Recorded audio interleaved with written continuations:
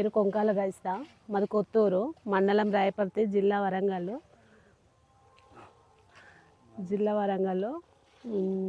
మాకు ఇన్ని రోజులు ఇల్లు రాక చాలా ఇబ్బంది పడ్డాము. రేకుల ఇంట్లో ఉండి వర్షాలు పడ్డప్పుడు నీళ్ళు వస్తే ఎత్తిపోసేవాళ్ళం. ఇప్పుడు మా ఎమ్మెల్యే యశస్విని రెడ్డి, ఝాన్సీ రెడ్డి గారు, ముఖ్యమంత్రి రేవంత్ రెడ్డి గారు మాకు ఇల్లు ఇచ్చారు. అందుకనే మేము సంతోషంగా ఇల్లు కట్టుకుంటున్నాం. మా ఊరు వచ్చేసి కొత్తూరు గ్రామం, మా మండలం రాయపర్తి. మా ఎమ్మెల్యే గారు యశస్విని రెడ్డి. మాకు గత 10 సంవత్సరాల నుంచి ఇండ్లు లేవు మాకు.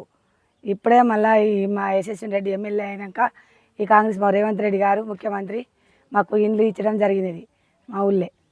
మేము ఇప్పుడు గత 10 సంవత్సరాల నుంచి ఇండ్లు లేక చాలా ఇబ్బందులు పడ్డాం. ఇప్పుడు ఆ ఇండ్లతో మేము సంతోషంగా ఉన్నాం. ఈ యశస్విని రెడ్డి గారికి, ఎమ్మెల్యే ఝాన్సీ రెడ్డి గారికి, మా ముఖ్యమంత్రి రేవంత్ రెడ్డి గారికి మా ధన్యవాదాలు.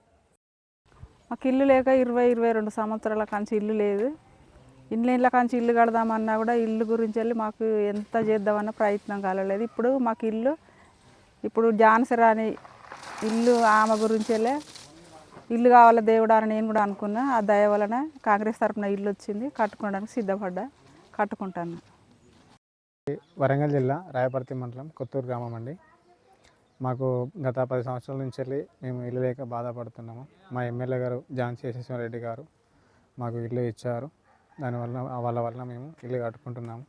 వాళ్ళకి హృదయపూర్వక నమస్కారం చెప్పుకుంటూ, రేవంత్ రెడ్డి గారు నమస్కారం చెప్పుకుంటూ మేము ఇల్లు కట్టుకుంటున్నాం. కాంగ్రెస్ ప్రభుత్వం ద్వారా ఇల్లు కట్టుకున్నాం.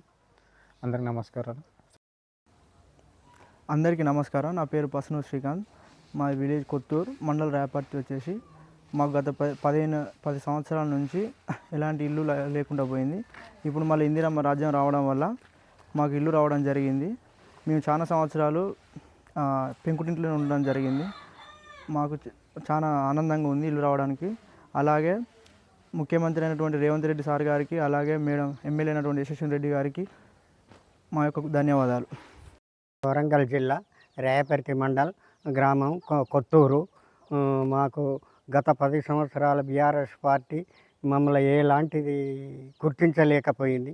యశస్విని రెడ్డి వచ్చిన కాంచి, మా ఝాన్సీ అక్క వచ్చిన కాంచి మమ్మల్ని గుర్తించి మా కష్టం ఫలించి పేదలను బతికియాలని ఇండ్లు మంజూరు చేయించి ఇండ్ల కోసం పాటుపడి 4 మలకల కూడా మంత్రివారి దగ్గర నుంచి బిల్లులు ఇప్పించే ప్రయత్నం చేసింది. మా ఊరును ఎంతో బాగు చేయాలి అని ముందుకు వచ్చింది యశస్విని రెడ్డి అమ్మ, ఝాన్సీ రెడ్డి అక్క.